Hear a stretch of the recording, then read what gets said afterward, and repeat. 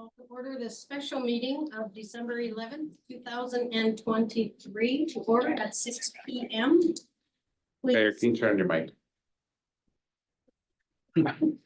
And I was doing so good. Please stand and join me for the Pledge of Allegiance.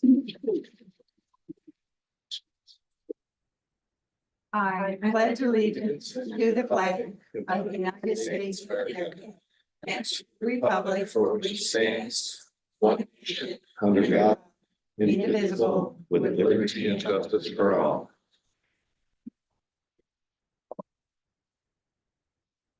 Okay, could the clerk please call the roll? Here. Brown. Cole. Here. Elfers. Here. Hochstetter. Here. Reed. Here. Stewart. Here. All right, all here and accounted for. First thing on our agenda tonight is a recognition and an oath of office, and I call up Chief Brad Maricki. Good evening, Mayor, Council, staff, and our guests. Couple great, awesome things tonight. But first, it's my honor to share with you a recognition of a Special Achievement Award presented to a member of the Sumner Police Department, our own Officer Rodney Allensworth. First, a little background. So the Criminal Justice Information Services Division of the FBI, try not to put too many acronyms in here, maintains a National Crime Information Center, which is known as NCIC. NCIC is a national, nationwide index or a computerized index used by local, state, and federal law enforcement to share critical information related to criminal record histories, wanted fugitives, stolen property or articles, missing persons, and other vital criminal justice information. While the current system has been in place since July of 1999, it's only been recently that the FBI has celebrated the true value of having a nationwide database by honoring local NCIC success stories. And tonight I want to share with you Rodney's success story. So earlier in May of this year, while Officer Allensworth was on patrol, we came across a suspicious vehicle parked behind one of our local hotels that had all of its windows obscured and an out-of-state license plate in the rear window. When he ran the state license plate, it came back with an NCIC hit as a stolen vehicle out of California.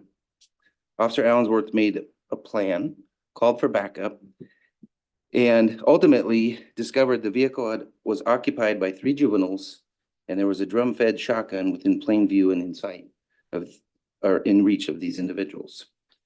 All 3 subjects were peacefully taken into custody. Only one juvenile provided their name and identified themselves, and that individual came back with an NCIC hit as a runaway out of Northern California.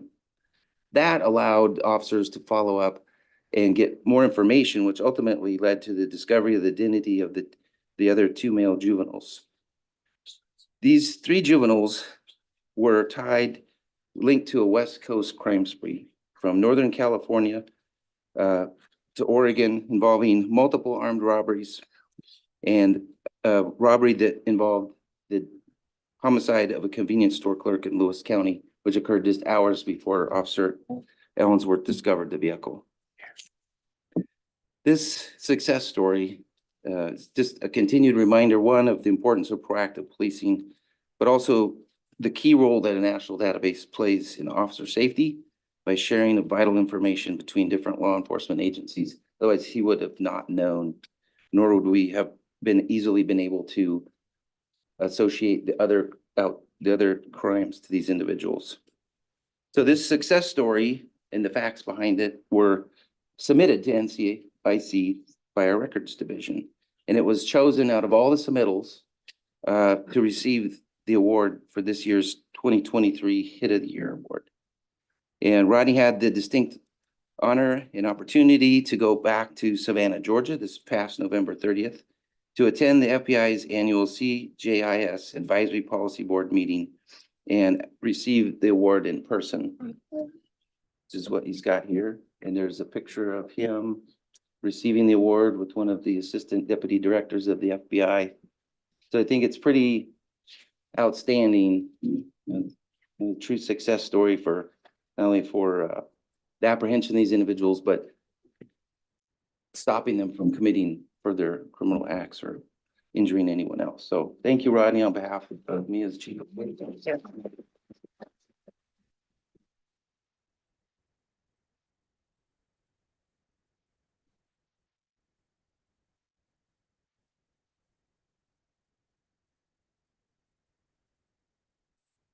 All right, next up, no pressure, right?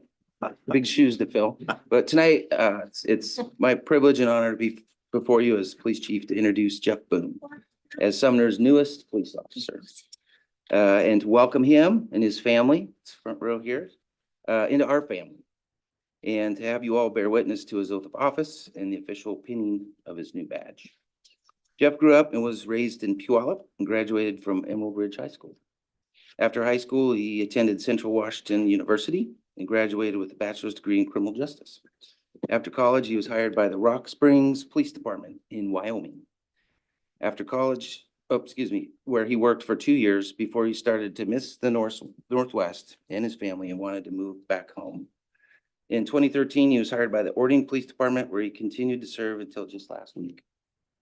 Over his career, Jeff has served in many roles, including longtime SRO and department instructor in firearms, less lethal munitions, taser, and the BolaWrap device, which hopefully we'll have soon. So we've got a built-in instructor.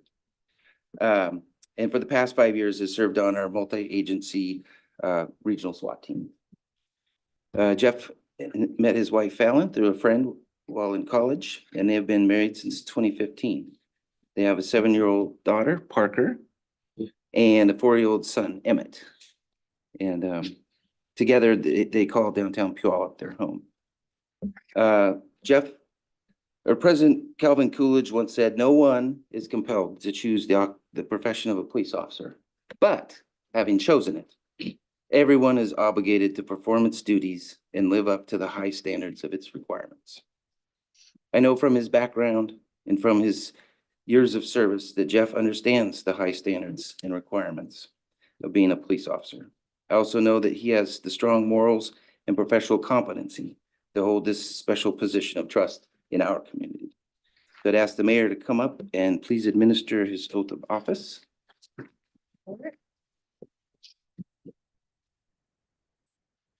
I, Jeffrey Boone, I, Jeffrey Boone, do solemnly swear do solemnly swear that I am a citizen of the United States of America and the state of Washington, that I am a citizen of the United States of America and the state of Washington, that I will support the Constitution and laws of the United States that I will support the Constitution and the laws of the United States and the Constitution and laws of the state of Washington, and the Constitution and the laws of the state of Washington, and will, to the best of my judgment, and will, to the best of my judgment, skill, and ability, skill, and ability, truly, faithfully, truly, faithfully, diligently, and impartially diligently, and impartially perform the duties of the office of police officer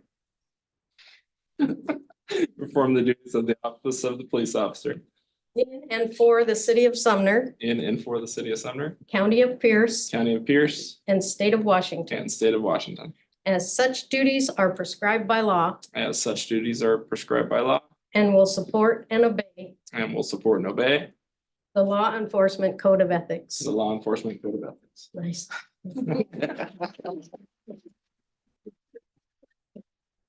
It doesn't help when she's smiling too and keeping from laughing. She was trying to get me to slip, I think. Now I'd ask Jeff's wife Fallon to come up and pin his new badge. Brand new badge, never been. We have Band-Aids.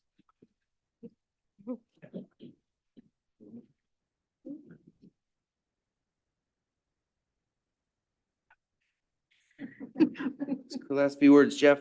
To whom much is given, much is required. From this moment on, you wear our badge and is entrusted upon you. You commit to serving to a greater good in a spirit of service, justice, and fairness. Always true to our guiding principles of teamwork, professionalism, and integrity, and our law enforcement code of ethics. I have for you a certificate of appointment appointing you this day a police officer in the city of Sumner and a coin embossed with our values. Congratulations. We're glad to have you.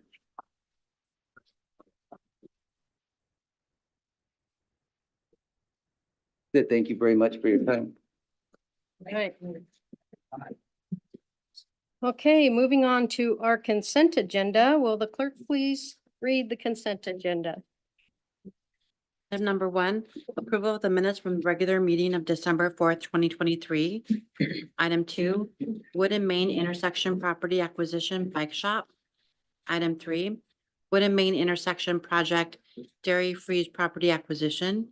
Item four, Pierce County permanent access and landscape easement, Stewart Road Bridge, parcel 2003. Item five, Pierce County temporary construction easement, Stewart Road Bridge replacement project, parcels 0422 and 3047. Item six, temporary construction easement with Pierce County, Stewart Road Bridge replacement project, parcel 2003. Item seven, temporary construction easement with Pierce County, Stewart Road Bridge replacement project, parcel 2022. Item eight, Natural Systems Design Consultant Contract Amendment. That was item eight. Item nine, Maple Street pedestrian signal consultant contract amendment. Item 10, approval of the checks and electronic payments in the amount of $4,046,294.09. Thank you. Deputy Mayor, would you please make a motion to adopt the consent agenda? Yes, I move we adopt the consent agenda as read. Thank you. Do I have a second? I'll second. Seconded by Councilmember Stewart. It's been moved and seconded to approve the consent agenda. Would any council member wish to remove an item? Seeing none. All in favor? Aye. Aye. Any opposed? Passes unanimous. Thank you, guys.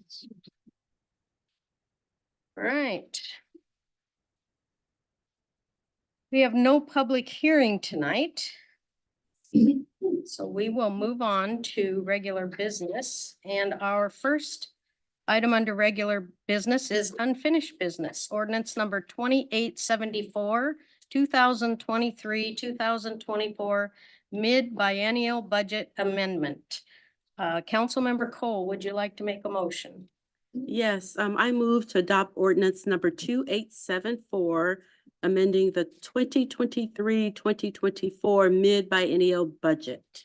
Thank you. Do I have a second? I'll second it. Seconded by Councilmember Stewart. All right. I call on Chief Financial Officer Cassandra Raymond. Thank you, everyone. Good evening, council, mayor, community. Before you tonight is ordinance 2874. This is amending our 2023-2024 biennial budget. The city does adopt a biennial budget, so we adopt for a 2-year period. And our 23-24 biennial budget was adopted on December 5th of 2022. Under RCW, we are required to adopt a mid-biennial review because we adopt on a biennial budget. And we use this mid-biennial review combined with our quarterly budget amendments to provide council a timely and transparent view of all of our budget needs. These amendments give our staff an opportunity to review changes, revise and revisit our forecasts, and adjust for any programmatic changes.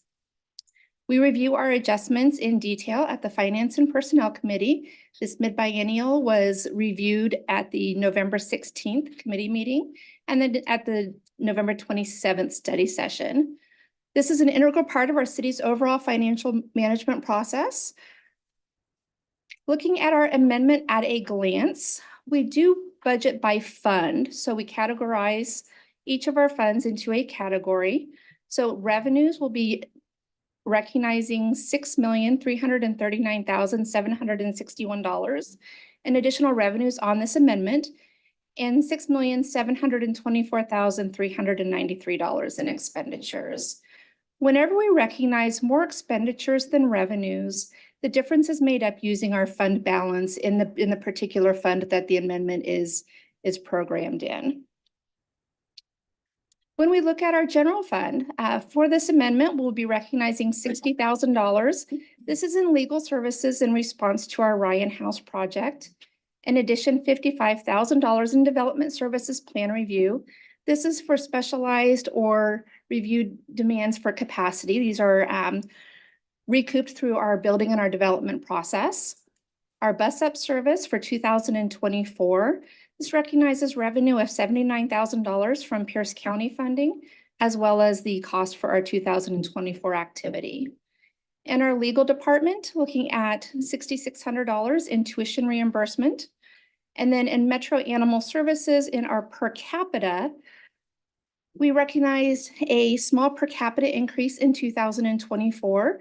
As one of the cities, that was one of the partner cities, we pay that per capita just like the other participating agencies. That's paid out of our police department. And so this is recognizing the additional expense for that.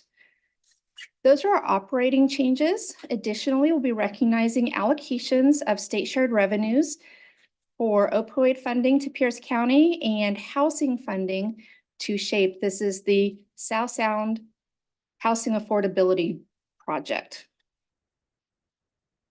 In Fund 302, this is our Sidewalk Capital Fund. We're recognizing $80,000 in an expenditure to begin the design process for West Valley Sidewalk. You can see a photo of that in the lower corner. You can see the edge of that is beginning to fail. So we'd like to begin the design process for that repair, which will require some additional retaining wall and shoring. And then recognizing $350,000 in revenues. This is a capital contribution from Sound Transit. This was not budgeted in our original budget because we were unsure of the timing of when we would be receiving these. In Fund 310, this is our Parks and Trails Capital Fund, recognizing a grant grant award of $5.3 million in the offsetting expenditure for that for the Friar Avenue Trail project. In Fund 320, this is our Street Capital Fund, recognizing an additional grant award of $280,000 for our Maple Street pedestrian improvements. This is a hazard safety grant, also looking at the expenditure of $616,000. The offset of that was actually already programmed in our 23-24 budget. The full expenditure wasn't programmed because we were unsure of the timing. And then recognizing a capital contribution from Sound Transit for bicycle lanes.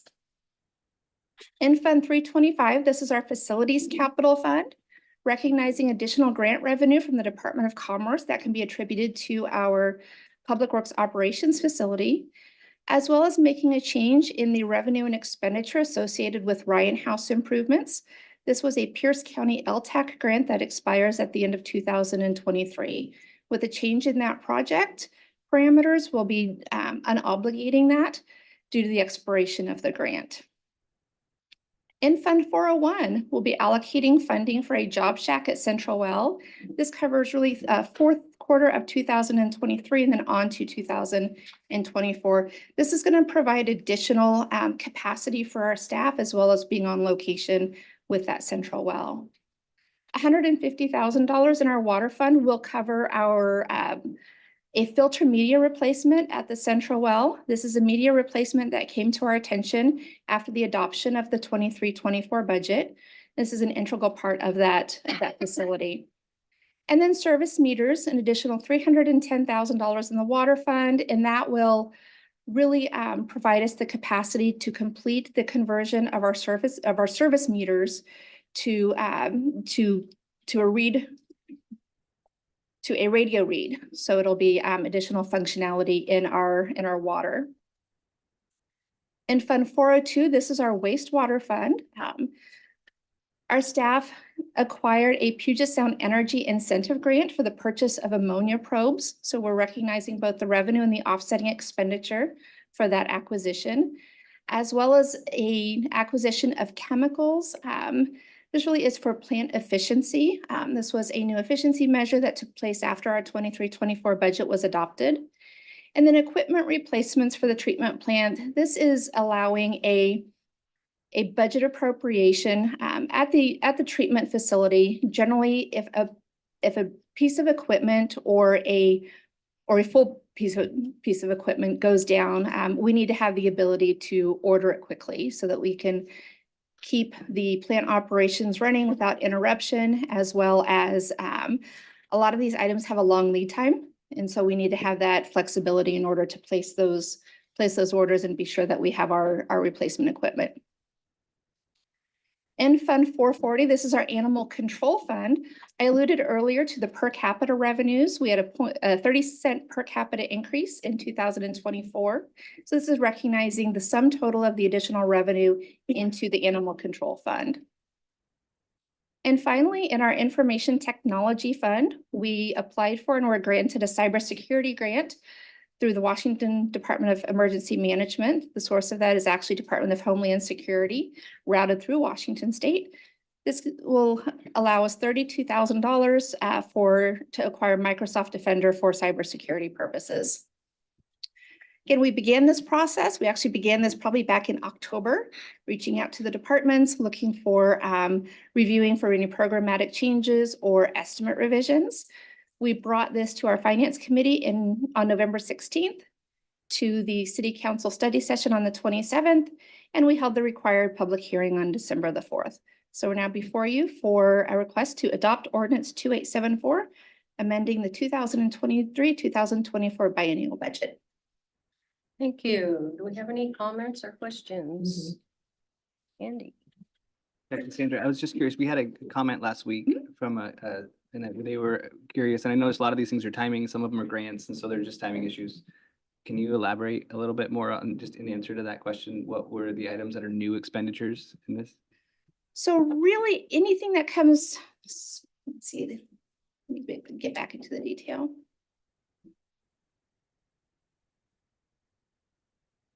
All of these are either activities, they're either grants that were awarded after the 23-24 adoption, or they have been changes in programs that have been identified after we adopted the budget in 23-24.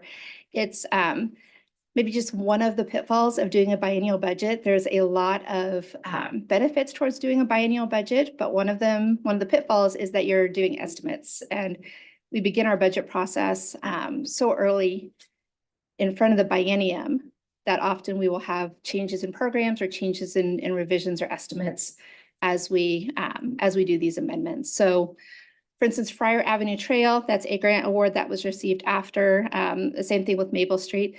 The Sound Transit contributions are really timing issues. These are things that we don't know the timing of when we're adopting the budget, and we don't want to make a forecast that we're unsure of. And so we catch these as we're able to recognize them. The Ryan House improvement, that was a timing. This was something that we had, when we adopted the budget, had high hopes of being able to utilize this grant funding. And unfortunately, we've reached the point where this grant funding will be expiring. The Department of Commerce grant, I'm going to give some kudos out to our Public Works Department. This was an old grant. This was applied for several years ago, back when we were looking for storage for our float.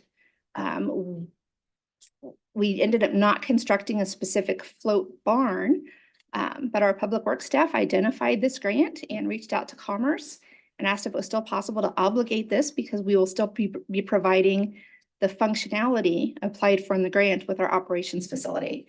And she was advised that yes, this still met the criteria and the intent of the grant.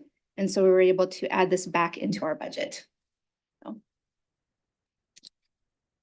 For the question, did you want me to take a look at each of them?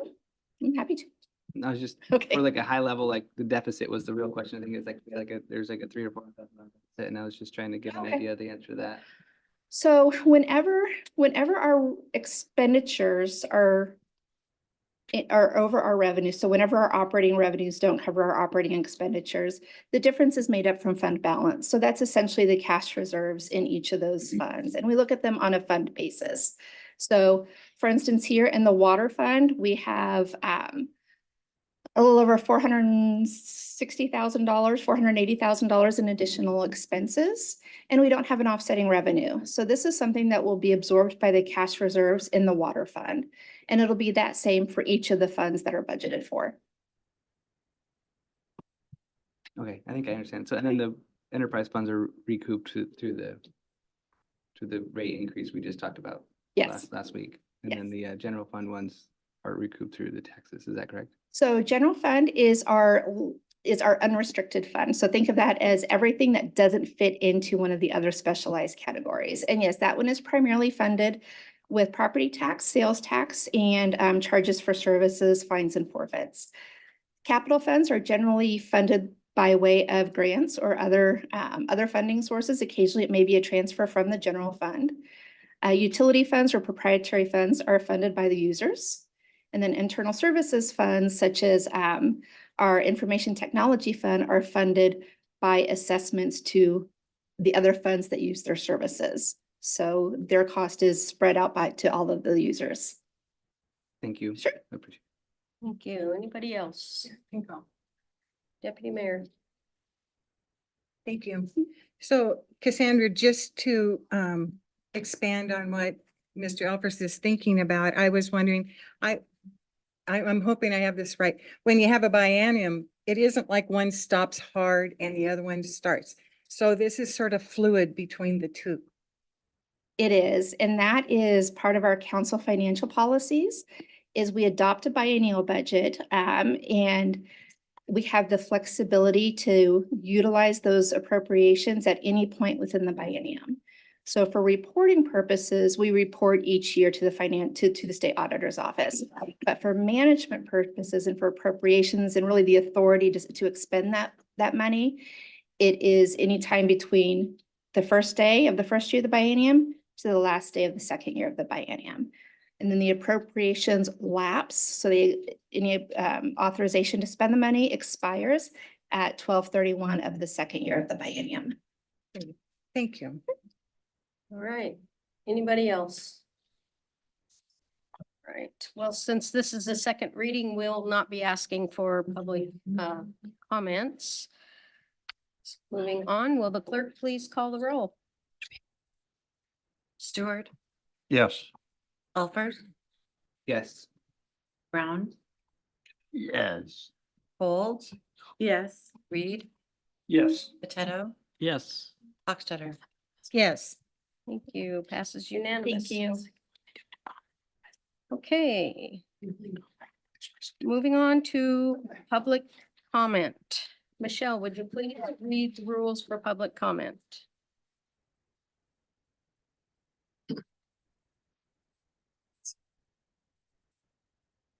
This is the time for you to address the mayor and the council as a whole regarding items that are not on the agenda.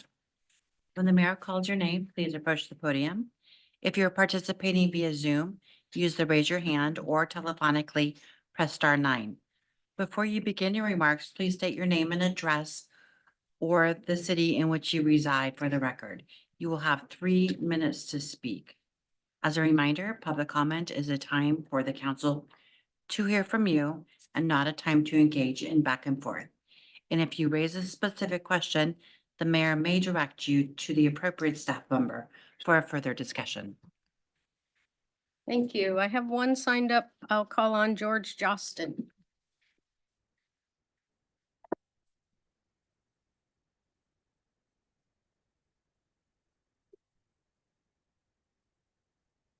The mic is on. Is it still on? It's not. No. And where is our button? Right in the middle. Right there with the white. It'll be red. Thank you. I'd like to put something on the record as George Jostin, 40-year Sumner resident, lives 64th Street East, right near the new YMCA. Turn on your mic again, sir. Oh, did it go out?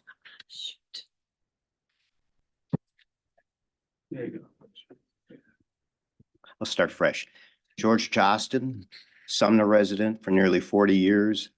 64th Street East is our neighborhood right near the new YMCA.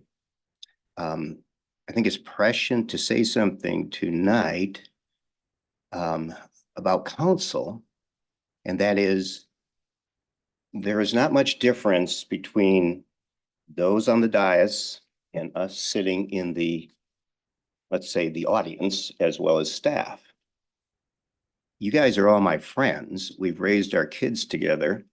We see each other at church or Fred Meyer or at a public event.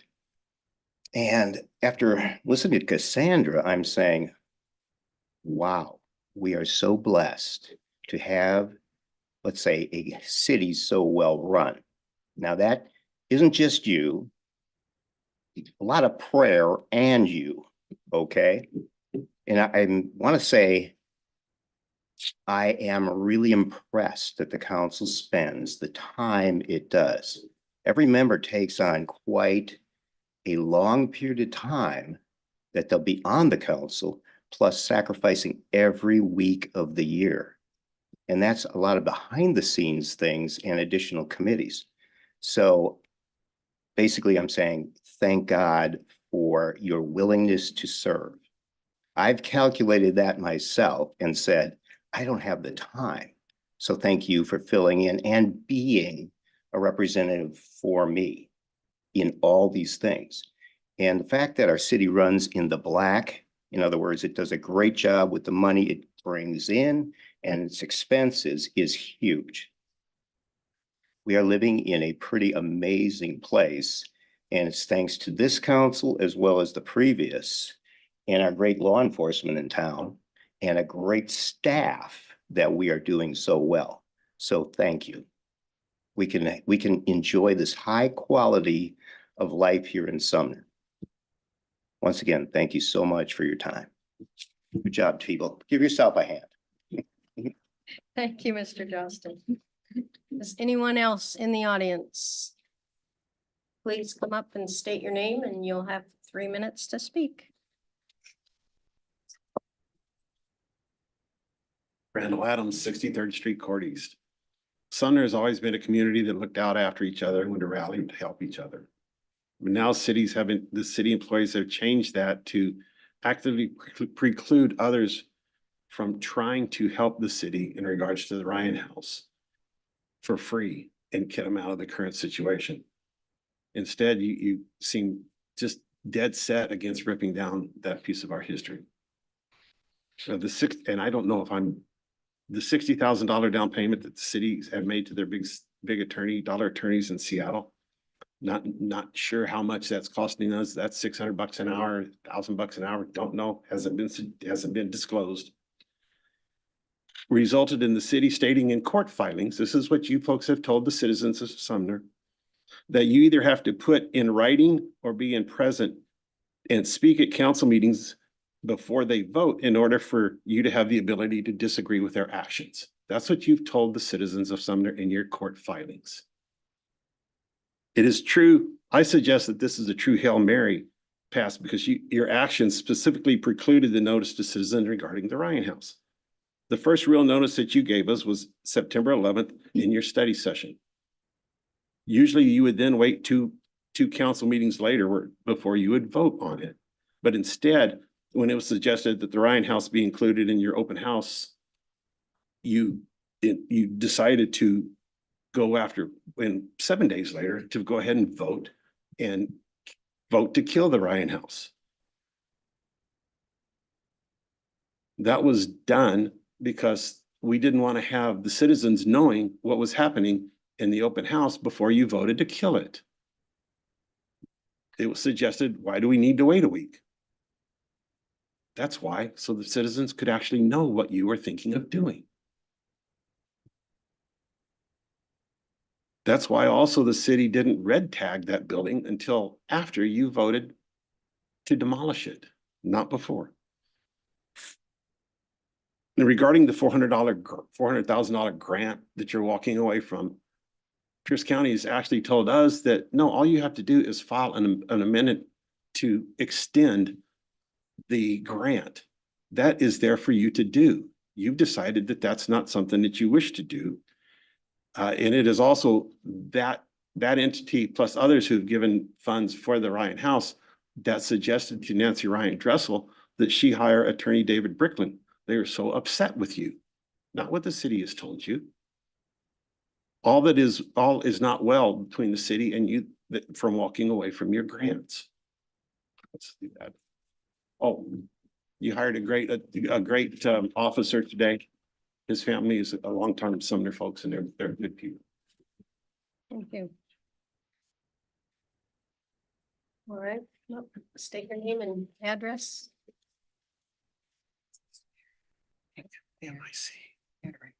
Red is on, right? Okay. So my name is Nick Yearman. I live on Parker Road East here in Sumner. I would just like to take a few minutes or take my time today to share with the mayor, the city council, the residents of Sumner, those present in the audience here, and those watching online at home. A story of a few towns. I wish I could have a presentation and show you pictures, but I had the opportunity to visit a couple of cities back where I have a lot of family living in Wisconsin. So there's the city of West Bend and the city of Cedarburg. West Bend is about 30,000, so maybe a little bit bigger than Bonnie Lake. And Cedarburg is about 10 or 12,000, so about the same size as Sumner. Downtown Cedarburg has done a lot of work preserving the old buildings. There's a lot of stone buildings, a lot of brick buildings in downtown. They have almost weekly festivals. Right now they're doing holiday shopping season on Fridays, where people come from all around the area to come and shop in downtown, much like we have programs like that here in Sumner. So there's a lot of similarities. There are old structures that they have been taking care of. There's an old movie theater, there's a stone mill, there's all different, there's even a covered bridge that's being preserved just outside of the city of Cedarburg. So there's a lot of history there that's been preserved, and I think that can serve as a model for the city of Sumner and what we could do to keep preserving different aspects of Sumner's history, especially as we go into an area of growth and handling additional population increase over the next few decades as the suburban sprawl starts to spread to this area. So I think Cedarburg can serve as a model to Sumner. And then also West Bend has the old county courthouse. The Washington County Courthouse is this beautiful historic building with spires. It's red, it has a red brick exterior, it's lit up at night. You can see it on the hill from miles around as you drive into town. That building was slated for demolition and they were going to tear it down in the 1960s. But a grassroots community effort was started to save the building and preserve it. And they were successful. It is now the county museum. There's upstairs, there's the old courthouse. The old courtroom is actually available for renting out for events. There's a museum with all the history of the residents of the community over the years and those who fought in different wars and veterans and many aspects of the city history are preserved in that museum and also in the county. Your time's up. Yeah. Thank you. Thank you, Mr. Behrman. All right, anybody else? Red means on, right? Yes. Okay, sorry. I didn't plan on speaking, but sometimes things just get you going. So you're like, okay. I'm Amanda Henderson. I live at 5908 and 5912. One's our house, one's our backyard, on 162nd Avenue East. I love this town. I really, really do. I know a lot of you think I don't, but I do. When it came time for us to buy a house 10 years ago, I told my husband we're either moving out of state or we're moving to Sumner. We moved to Sumner. I grew up coming here every Sunday to Casey's Caboose for breakfast with my dad when I was a kid, when I didn't even live in Sumner. I thought this was my home. It is my home. And I think it's great what George says. I'm great friends with your wife, and you guys have history here, that he says, oh, I grew up with you guys. I raised my kids together. Oh, I love that. That's great if you're one of you. But for us who didn't grow up with that, we feel like outsiders. Like you don't take anything we say seriously because we haven't known you for 40 or 50 years. I'm very involved with my kids' school for 15 years. I put in my time in this town. This was my home, and I would like to keep it my home. But it feels very, very divided, and I feel like this Ryan House thing just kind of escalated it. I'm passionate about the Ryan House, not nearly as much as some of you. I don't have that kind of time. But it all started when the Ryan House thing happened, and we all feel like it was just thrown in our face and really secretive. I don't know what other word to call it. But instead of just coming forth as a city, whoever's in charge, I don't know, whoever behind doors that just and said, look, we dropped the ball. We didn't take care of this. This was in our care and we didn't take care of it and we messed up. and start with an apology of, hey, we let you guys down, and now this is our choice. Either somehow come up with a bunch of money to fix it or demolish it. Okay, I can see both sides of that, and that's a really hard decision. And you guys do have a thankless job. I can't imagine sitting up here and getting yelled at or whatever. I can't imagine. But it's really dividing it more between it's just, I don't know, it's red flags to me, how everybody's connected and everybody knows everybody. And if people have certain last names, it seems to get you a lot farther. And instead of me, who doesn't have a certain last name, there's a list of probably 10 of them, gets, well, this is just the way we've always done it. Or you can talk to so-and-so, or you can talk to so-and-so, we get this, we get this. So I really encourage you with the new year coming, do it different. Start fresh, start different, blend us back together, welcome the newbies, even though I've been here for 10 years and I'm super involved. Do better, please, I'm begging you, because this is my home too. Thank you. All right, anybody else? I need another 3 minutes. Mm, That's just it. Right. well, we- Okay. Yeah, one time around. Save some for next time. Be a 3-minute hog. Okay. Okay, anybody on Zoom? Anybody online want to make a comment? Nobody online, nobody else in the audience? All right. Let's move on to new business. A manufacturing and industrial center transit bus up master services agreement for 2024. Do I have a motion? Councilmember Potato. I make a motion to adopt the Manufacturing and Industrial Center Transit Bus Up Master Services Agreement for 2024. Thank you. Do I have a second? I'll second that. Seconded by Mr. Elfers. All right, and I will call on Ryan Windish. Good evening, Mayor, City Council. I'm Ryan Windish. I'm the Community and Economic Development Director. And I wanted to do a brief presentation this evening regarding the Manufacturing Industrial Center Transit Project, which is creatively named Sumner Commuter Connector. I've got a couple things going up here, so if I push the wrong buttons, I apologize. So a couple objectives for this presentation. I want to give a little bit of a background on the pilot project that's been going on now for almost a full 12 months. And then present a modified service for the Sumner Commuter Connector that I think council will like, actually. A summary of the budget for 2024, and then a staff recommendation.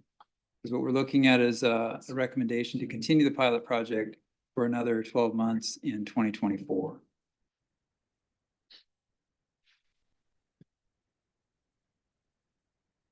The Sumner Pacific Manufacturing Industrial Center is a regionally designated center by the Puget Sound Regional Council.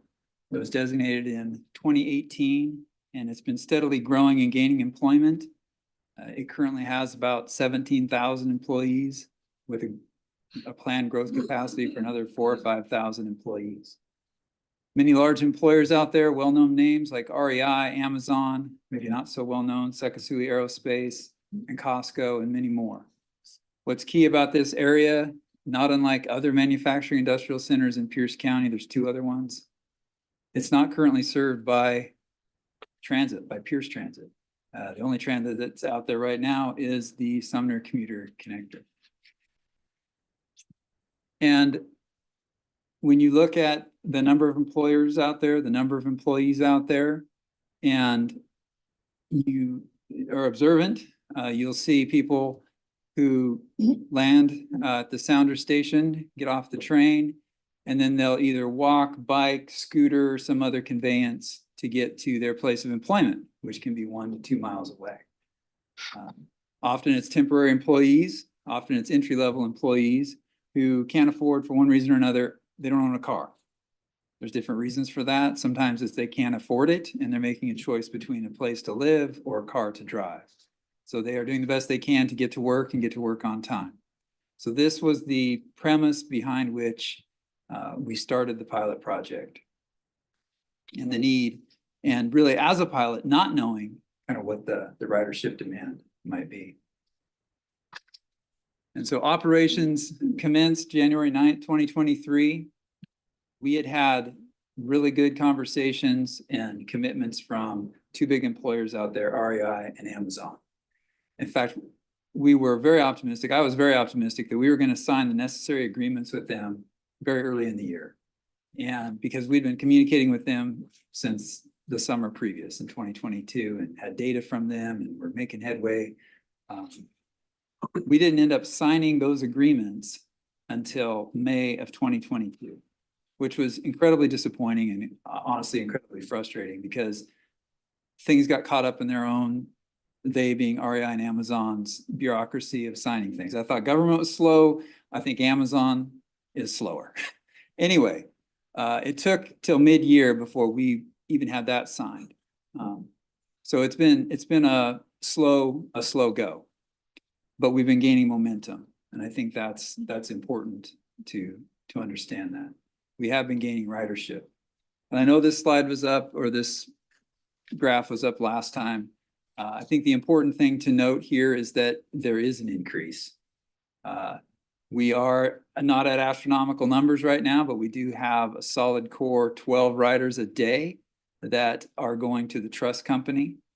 My understanding is these are formerly incarcerated individuals. A lot of them don't have a driver's license, or they can't drive or can't own a car for one reason or another. And the trust company is able to employ these individuals and are using the shuttle service every day. And so that is our main ridership right now. We have a couple other companies, REI and Amazon and Delano's, have intermittent ridership, and also the national distribution, the National Oak company. But again, the trend has been increasing. So that was the first year. And what's been kind of getting in the way, if you will, of some of the continued growth and things that we need to work on in 2024. One is circling back to REI, Amazon, and some of the folks we've already talked to, and making sure that their HR departments are communicating the transit option to their employees and their new hires, making sure that is part of their process. We want to do kind of a double down on reaching out and having some business meetings out there and inviting the businesses to hear about this program. So there are things that we can do and will continue to do to grow ridership in the MIC. So rides continue to increase, continue to grow. And as I mentioned, there are some things we can definitely do to continue to grow ridership for the MIC. Now, as I was talking this over with our operator, Bus Up, they said, you know, we would have capacity, given the fact we've got basically 6 loops in the morning and 6 loops that the shuttle runs in the afternoon. We could look at dividing that and running an east-west connector that would bring Sumner residents to the train station. And I thought that was an intriguing idea. Still capacity to grow MIC ridership, but then adding an east-west connection gives us a chance to kind of explore what the demand is there. On top of that, as we all know, the Sounder train station is going to be going under construction first part of next year, first quarter. When that happens, 192 spaces out of 292 spaces, I think it is, will go away for the commuter. And I've been, the Sounder folks out there probably wonder who the guy is driving through the parking lot in his private car. Everybody thinks I'm stealing stuff. But anyway, I've been driving through the parking lots all week just to get a gauge of how much ridership and how full the lots are. They're full, right? The lot is full. It's full on Mondays, it's full on Tuesdays, it's full on Thursdays. And so I know once Sound Transit says nobody can park here in 192 spaces, that we're going to see a lot of illegal parking happening at the train station. And so what I like about the Crosstown connection is it gives us an opportunity to solve that problem. And I'll talk a little more in detail about it. It would still be $3 per ride, $6 per round trip.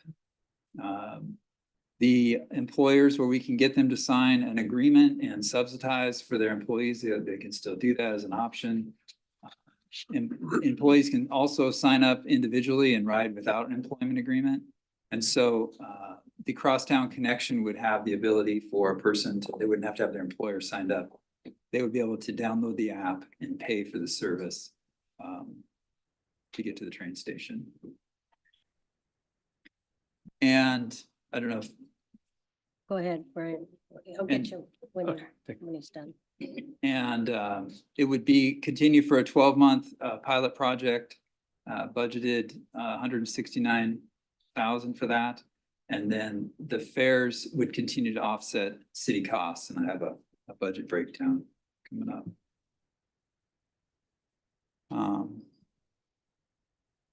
I got ahead of myself talking about the Crosstown connection. And again, this would test the feasibility of that shuttle service, because there are people who walk from one side of Sumner to the other to get to the train station as well. So we would hopefully pick up those who are walking and those who drive to the station and won't be able to find a place to park once the garage is under construction. I had a map here for what we think would be kind of the easiest entry point into this idea. Easy entry point meaning the city owns the Bill Heath Sports Complex, and there's a lot of daytime parking over there. So since the city owns it and controls it, we could designate that as a stop. Again, it's a pilot. We don't know if people are going to walk to that bus because it's pretty centrally located around the neighborhood. They're going to drive from River Grove, for example, and park at the Sumner Sports Complex and then jump on the shuttle so they don't have to worry about parking. There may be Bonnie Lake folks that are like, hey, I'm going to drive to Sumner and catch that shuttle. I'm not going to do the park and ride up here. So we're not quite sure what the ridership would be, but we believe that the Bill Heath Sports Complex would be the easiest place to guarantee, let's start there. I dotted the YMCA and Calvary Community Church. Those are additional conversations I would like to have with those entities to see if there was some possibility of parking in those locations. In talking with the Will Hutchison at Bus Up, he's their operations manager. He feels like we could easily make, even if it went to the YMCA and Calvary, that loop in time to catch the train in 20, 25 minutes. So anyhow, some additional things need to be explored, but definitely the Bill Heath Sports Complex could be the first stop in the plan. And then the budget summary. We have general fund money for this project. Some of it's carryover from 2023. Some of it's Pierce County funds that came in that you saw in the biennium mid-buy adjustment. And then I put what I feel is a conservative estimate for fares that would be getting paid back into the system. And so that's your budget summary breakdown. And in conclusion, I think we had a slow start in 2023, no doubt. I think there's potential for growth in 2024. And I think if we begin a cross connection, it'll help with that. And then continuing to serve the MIC and growing ridership in that area. So I don't want to oversell this, but I don't want to undersell it. I think we should realistically see in the first couple of months of operating the east-west connection, 5 riders a day, looking to grow that to like 12 to 15 riders a day by the end of the year. I think there's some, in talking with Bus Up, we're pretty confident we can look to that. Again, I have no idea. Marketing the Crosstown connection would be in some ways easier than marketing it to employers because we can do outreach to our residents. It could be utility bill flyers. It can be social media. We can market to the riders directly. There's lots of different ways that we can communicate with our residents about the potential for ridership. And once that garage goes under construction and they clear people out, people are gonna be looking for options. And if this one's rising to the top, I think we're gonna get, I don't know how much, we're gonna get ridership. And then continue to work on the MIC. So I think we should look there for a 25% increase, if not more, as we continue to grow that one as well. So I don't have guarantees. It's a pilot, but I believe we're going to see some ridership. And if we don't, then we need to make some decisions. Now, here's the difficulty of cutting this off early. A couple of downsides. One, I think this thing takes time. And I know Councilmember Stewart has done van pools. He'll tell you, he told me, these things take time and they can be difficult to keep people on the bus.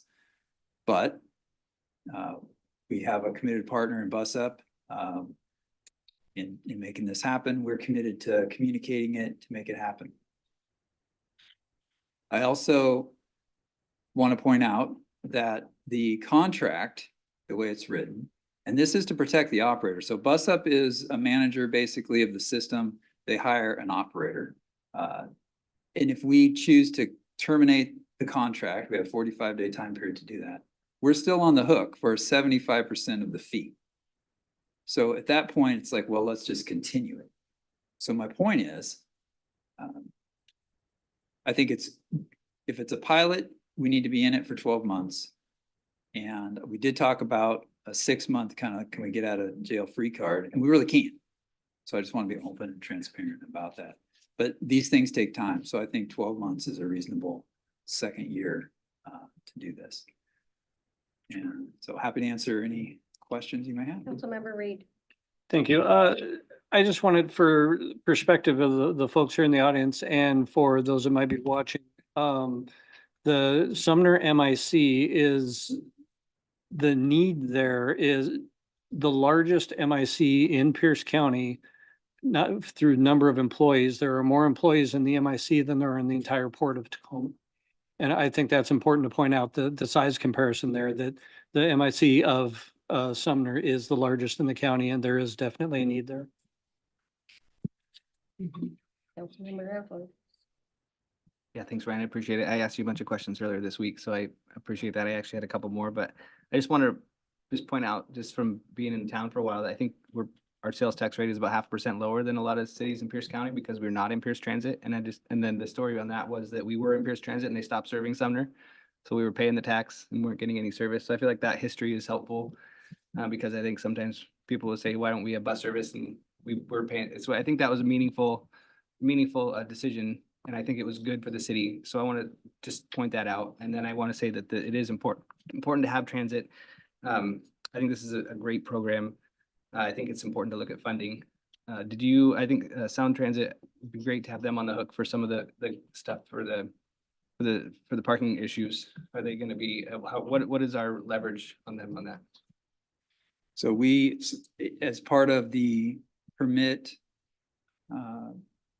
issuance for the Sound Transit garage, we asked them to have a interim plan. When you clear 192 spaces, where are people going to park? Their go-to at this point is if you're from Bonnie Lake, park in the Bonnie Lake Park and Ride and bring the bus down.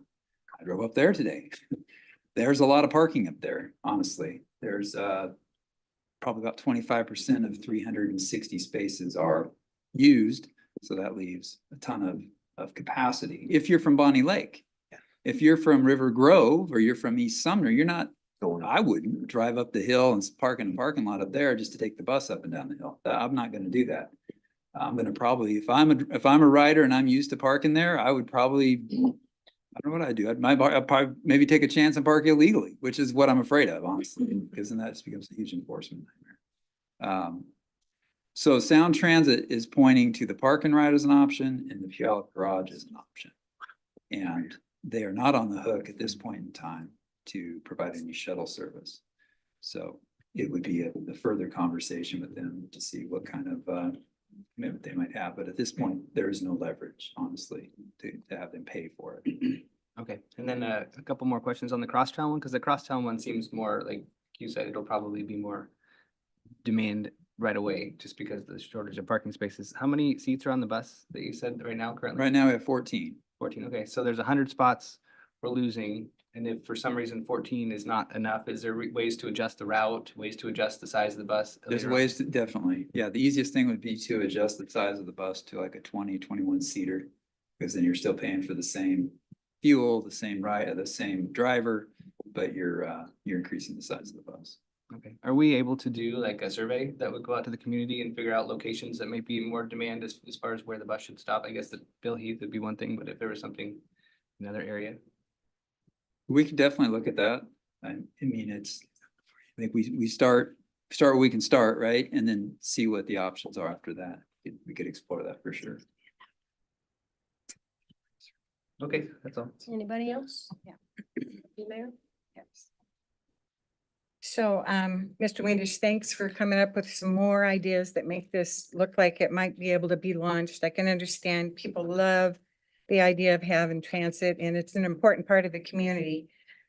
But one thing I would like is, when we put this through the first time, we didn't put any markers in place of when it was a success and when it was a failure. So when I looked at the numbers, when we came back with it, 12 riders was a failure to me out of a place that has 14,000 jobs. And that means we're paying $14,000 per rider for that bus service. So that's what makes me weigh it as heavy as it did at $169,000 a year the next time around. If we only end up with 12 or 14 people, we're paying a lot per person. But I know what your hopes are is to get something established, but I think there needs to be some sort of true measure of whether this, how long do you continue to go on with this until you know, I mean, what's our guideline? And that's, I don't know that you can talk about that tonight, but I just think it's something that needs to be in place. Because when we did it for 1 year, it was sort of like, well, we just give this a 1-year shot. And then when it came back with such low ridership out of that amount of opportunities, and even when you said you got the 2 new agreements with really big companies, you haven't really gotten many riders from them. So it looks to me like it's a great idea, but demand is not as high as you would think with the numbers that seem to be. But when you do this cross country or across the city thing, we have to remember that the train parking is only going to be down for a year. So I think that also has to be figured into your thing. You know, how would you do that? Would you continue to do something similar or not? Those are just the questions I wanted to put into your thought process to see, you know, to measure this program, if it's worth the citizens' money and even the grant money we get from other locations to help us with this. So appreciate you working on that for me. Thank you. Any other council members? Councilmember Potato. Well, I like the idea of doing the crosstown, pickups. And I think I talked a little bit to the Y, and I'm sure that they said they could give us probably a few spots, but I think I live at the intersection of Thompson and Station Lane. So from 4:30 in the morning, there's a constant stream of cars coming in, and once they close down, they are going to have to, so I think that at least for this next year or the next 2 years while they're building the garage, that we need to have some options for people. And I know that there is space up on, the Bonnie Lake Park and Ride, and they're doing a very good job of, that bus comes and is, people can get on it right away and go back home. So I just think we need to give options, like Councilmember Cole said that she might be interested and she lives in River Grove, and I'm sure people from Ording, we've got to get some options, and I'd like to see it continue. Okay. Anybody else? Councilmember Stewart. Thank you, Mayor. When I knew this was going to be on the agenda, I wanted to prepare some remarks that would make sense to most people. rather than just stating my facts and my thoughts about it. And I wasn't sure where to go with it, and the thing came to my mind, look up Little Red Riding Hood. So I did, and y'all remember that Little Red Riding Hood, the wolf approached and wanted to know where Grandma was, and he went and ate Grandma. Not a real pleasant thing to say in a public meeting. But the theme of Little Red Riding Hood is to be careful of those who are predators who want to take the most valuable things in life away from others to feed their own selfish reasons. One must be wary of those in disguise, the wolf, even when they appear to be someone we love. In the Bible, on the Sermon on the Mount, Jesus taught, beware of false prophets which come to you in sheep's clothing, but inwardly they are ravening wolves. Wherefore by their fruits ye shall know them. We listen to the pitch from Bus Up ad nauseum, and it continues today. It was a failure in my mind for the first year, and even Mr. Windisch has presented an additional option with terms like another pilot project. Bus Up is confident. We can do this if we work together. In my mind, and the potential for growth. Plain and simple, if someone needs to get to work and the parking lot's full, I did it for 11 years. From the time I moved here, I commuted to Bellevue. By bus, by train, by bicycle, by car. You get there when you need to get there. Why should the city pay funds to help people get to work? We're not a transit organization, in my mind. Okay, one other analogy, and I think somebody wrote a book. Everything I've ever learned in life, I've learned from football. Okay, so we all know about our failing Seahawks. I'm not even going to talk about them, but I'm going to talk about men who excel in high school, boys who excel in high school, and they go to college. They get a scholarship and they get to prove themselves. One of the biggest fiascos in the state of Washington football history, in my mind, was a quarterback from Washington State University. He was wonderful. I think he gave Wazoo a winning record for the first time ever. His name was Ryan Leaf. Everybody thought Ryan's going to be a pro. He's going to go in the first round. He did, or somewhere there. It was a disaster. And he kept telling his coach, put me in, put me in. I'll get better. I'll get better. I'll work harder. The fact is, in professional sports and even in amateur sports, when a member of a team doesn't perform up to standard, up to what the coach wants, they sit on the bench and then they get kicked off the team when they're paid to produce. Bus Up has been paid to produce and has failed. I think we've had so many people talk about the Ryan House, and I really feel bad for them thinking that we just pushed it under the rug and did it in the dark of night. We gave that impression, unfortunately. We should not continue this fiasco because it will be a blemish on the history of the city of Sumner. Thank you. Anybody else up here? Councilmember Cole. Well, I just have to comment because I am a commuter and this particular program is important to me as a commuter, and I'm pretty sure a lot of other individuals. I totally respect Councilmember Stewart's stand, but I also have one that's a little bit divergent from what how he feels about it. And that is, I really do believe, I just have always been a proponent of public transportation within Sumner. And the way, I mean, to me, it's just an opportunity to possibly get public transportation back into the city with, not just bus up, but with Pierce Transit as well. So I like the idea. And I would assume that because the garage is going to be built, that there is going to be a huge need for individuals to get to Sumner Station. And I think that this is a good opportunity to try to fill that need for all of those individuals that will be sort of struggling over the next year or so. Thank you. Thank you.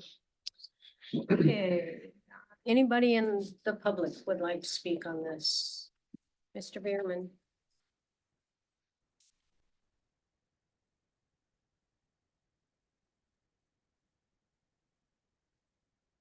Yeah, so Nick Bierman, Parker Road East. Yeah, thank you, Brian, for this presentation. I think there's a lot of potential for having the crosstown shuttle. This was something that I would even look into using to get to Sumner Station. I live over on the east side, east of the Fred Meyer. So like a Bill Heath Park would be within walking distance of me. So it'd be very convenient for me to get to Sumner Station without having to drive and park in the lot. And if there's no parking available next year, this would be a perfect solution for someone like me. But yeah, so I mean, I'd be happy to provide input, and as long as there's a forum or a public input period where we could provide our thoughts and work with Ryan and the council on ideas for how to make this happen. Like, I'd be happy to provide, as much input as possible. Thank you. Anybody else? Mr. Adams.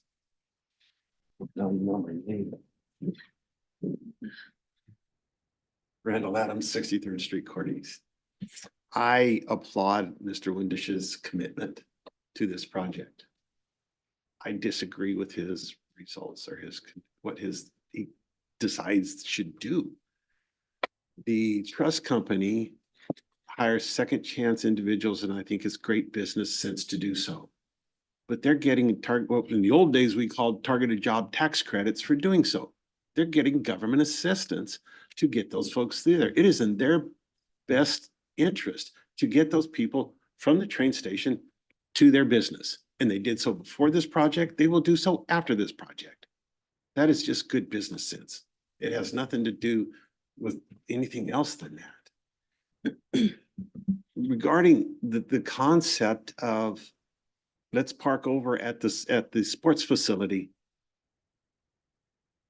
then you're making all of those people that use that facility second-class citizens, because now they can't get into their own facility to use those fields. I can see actually some thought that after we have those 1,000 structures that are going up, be those condos or apartments on the east side of town, that maybe that might be a time to look at this, but not currently. And before you actually commit to spending money, that's when you do the research. Will this be viable? Not later. Do the homework in front of the commitment of monies. You have approximately $78,000 that was committed last year that has not been spent. I urge you not to spend it on this project. That's all. Spend that to cover your legal bills. Spend it somewhere where you're actually truly committed right now to doing something. But the benefit for the citizens of Sumner doesn't warrant that kind of financial commitment. Thank you. Okay. Anybody else? All right, seeing none. So- Chair. 2 in 1 night, I'm on fire. Questions more, I don't know, thoughts. Maybe you already talked about this, but the bus, correct me if I'm wrong, only holds 14. Do they make a reservation? What if you got like 17 people pull up and that's 14 passenger bus? But more than anything, as a sports parent, oh, please don't do the Bill Heath Sports Complex as a stop. Like, the parking there is already terrible during all the baseball season, softball, baseball, elementary, middle school, high school, everything. It's a disaster. And I guarantee you, this is a perfect example. If you're thinking about doing that, go knock on the doors of everybody that lives around there and ask them if it's okay with them and what their thoughts on that are. Like, I guarantee you they're not going to be okay with it because everybody complains about it every season, all year long, about people illegally parking there, throwing their trash there, everything. It's not going to be any better. So I really encourage you, the Y, Calvary, something, but I think the Bill Heath Complex is a terrible idea as a parent, especially a sports parent and resident. Knock on the doors. They'll tell you. Thank you. Thank you. Come on up and give your name and address. Get your 3 minutes. Chris Pierce, Parker Road East.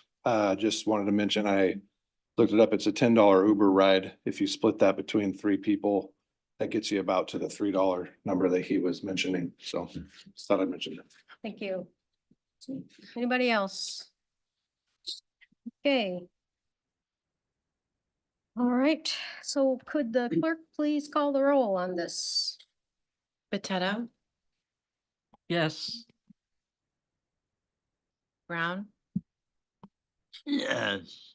Reed, Yes. Stewart, No. Hochstetter, No. Cole, Yes.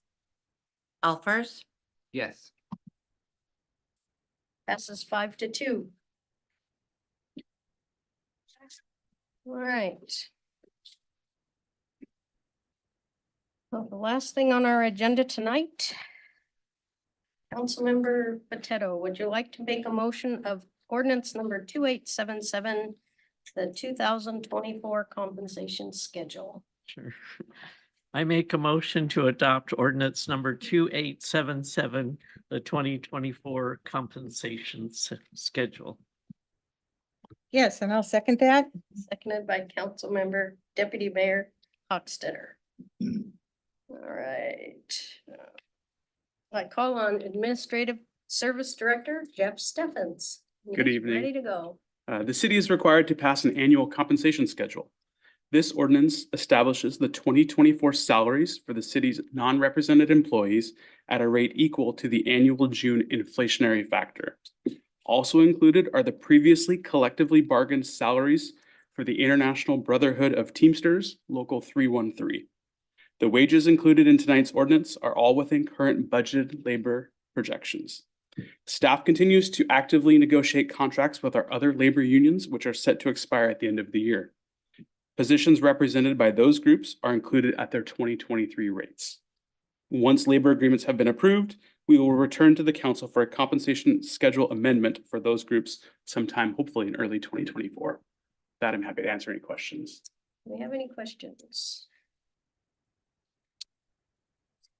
All right, seeing none, do we have any questions from the public? Yeah. All right. Will the clerk please call the roll? Brown, Yes. Reed, Yes. Stewart, Yes. Alfers, Yes. Hochstetter, Yes. Potato, Yes. Cole. Yes. Unanimous. We will be off onto reports. I will call on Mr. Reed. Thank you, Mayor. Kind of a tough one. I just want to say thank you to all the staff and the councils and mayors for the last 9 years, 1 year on design commission and 8 years on council. It's been an honor to serve the city and to work with everybody. And I hope I've added value to the projects and policies that I've been involved with throughout the time. And I just want to say thank you to everyone. Councilmember Elfers. I just want to thank Councilmember Reed, first of all. It's been really great his feedback has been helpful and I really appreciate him on the council. I looked up to him last 8 years. So thank you for your time and your service. And I just wanted to My update was just I did the elected essentials workshop with AWSC, Association of Washington Cities, on Saturday for most of the day. It was just a ton of information. It was a good workshop. I think there's like 400 elected officials, most of them new council members. So I was just interested to see. I did it virtually, so usually they're all around the state, meeting in Olympia and meeting in different places. So it was a good informative for me. So I really appreciated that. I also maybe I shouldn't admit this, but the consent agenda last week, I was like, I don't know what that is. So this week I like I did the public works committee last Tuesday, and it was really informative going through all those projects and just to see the list of projects. I just really appreciate all the city's doing a lot that's going on, and it's really so I'm just trying to get as much as I can and what's happening, and I just gonna it's a good experience so far. So thanks. Councilmember Cole. No report tonight. Thank you. Deputy Mayor. I have a little report. I'm going to tell everybody that tonight is my last night on city council. I'm not going to take and do the next term. I've done 4 terms in a row now. And it's being on council has been a very large part of my life. I grew up in Kennewick, and when I came to Sumner, I was just impressed by the community spirit. I never thought this would bother me. I've just always thought of myself as a community advocate, even before I got into this job. But this job has been a real exercise in personal growth. And I've always just had one guiding principle. And that was always to have the courage to speak up with what I thought was best for the community as a whole. And never to have a personal agenda. Always get the feel of what you think will be the best for the most people. It's never going to be black and white. It's never going to be super clear. All you can do is learn all the information they give you and then use your best judgment to move forward with that and maybe help your other council members make good judgments too. So, I just want to say thank you to the community for their support and to the staff. And then I'm going to leave an open spot for somebody to give a try and give this job a try. It's fulfilling. It's tough. It's not anywhere as easy as people think it is to discuss and be so available to the public, but it is worth it. So please, somebody step forward and take it on. So thank you. All right. City Administrator. Oh, yeah, you are. I forgot that end. Oh, go ahead then. Sounds different. Thank you. I won't repeat what Councilmember Potato just said. No, please. I'll let her say it. I want to give a shout out and a thank you to Patrick for his years on the council. He's done an excellent job. I've served on a couple of committees with him. And he brings a great perspective.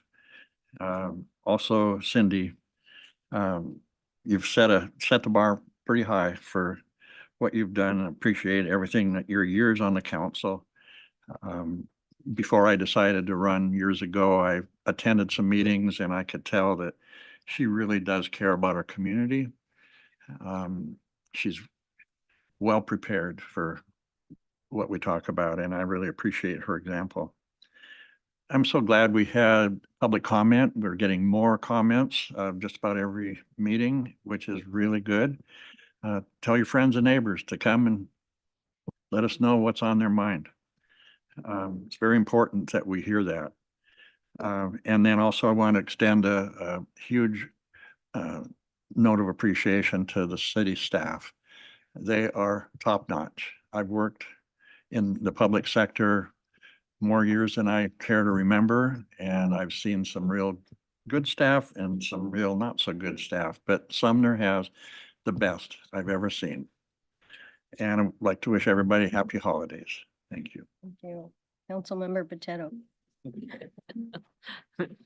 Well, first, I think we're pretty lucky to have such a great police department and the high quality of work that they do, and it's good to see the recognition that you got from the national level. And then to Patrick and Cindy, you know, I've enjoyed serving with you, and I've learned, you know, sometimes I don't always agree, but you know, it helps to have different viewpoints. That's why there's 7 of us. Yeah, and you're down there. And then for Cindy, I think probably most of this people in Sumner don't realize that she had the vision for the Y and the arts. She wanted arts to be emphasized, and our Y is got an art center that no other Y does in the state. We have the largest Y in the state, and it's because of her leadership. Like St. Andrews was selling their building over on Kincaid, and she said, come here, we gotta go, let's go see if we can get something going. And she helped lead that whole campaign and get the Y here in Sumner. So we have a lot to thank you for, in addition to the number of years you served the council. So thank you, Cindy. Councilmember Brown, go for it. All right. Thank you, Patrick. Cindy.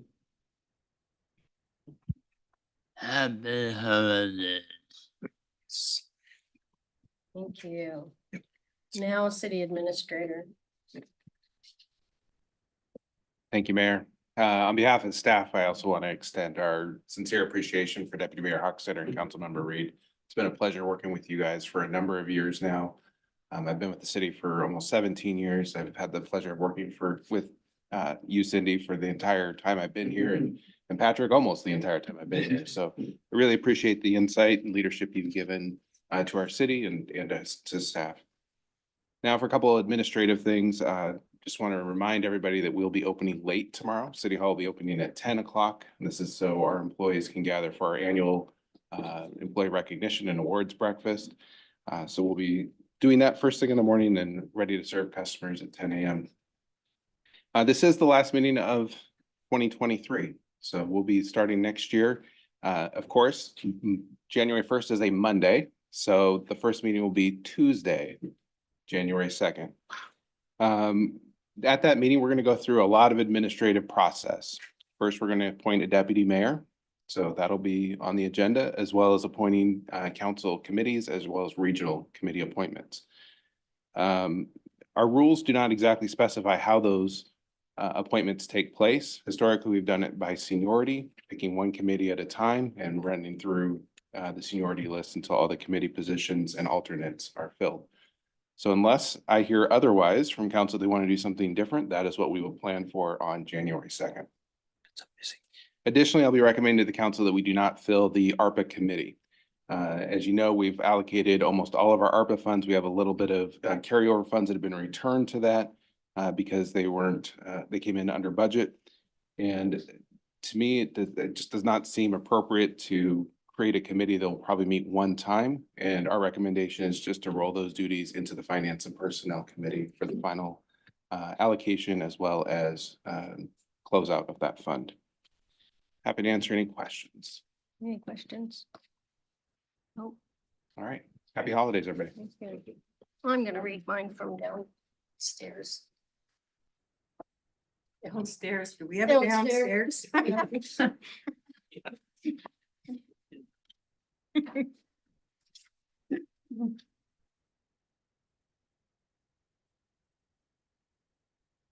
Well, I just want to thank you, Patrick.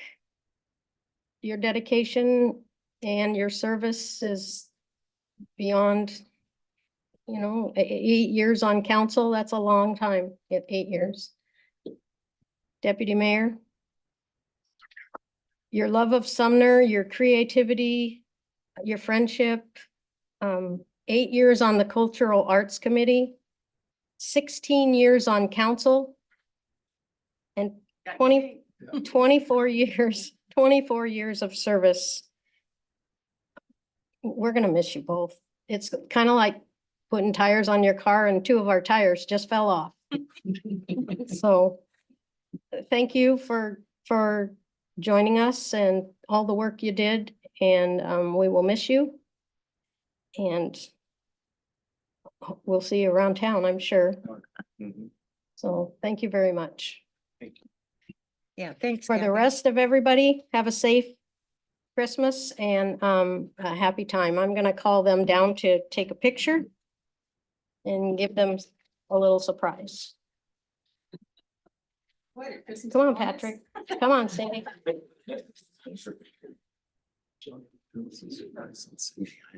You don't spend 8 years and 24 years of service at the city hall without getting something. So we have these plaques for you. Thank you. Yours, Thank you. Patrick. We'll get our picture taken out here. That's all good.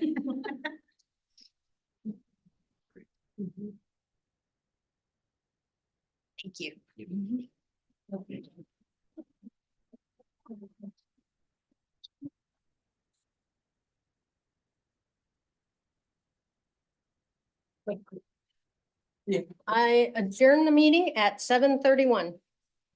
Yeah.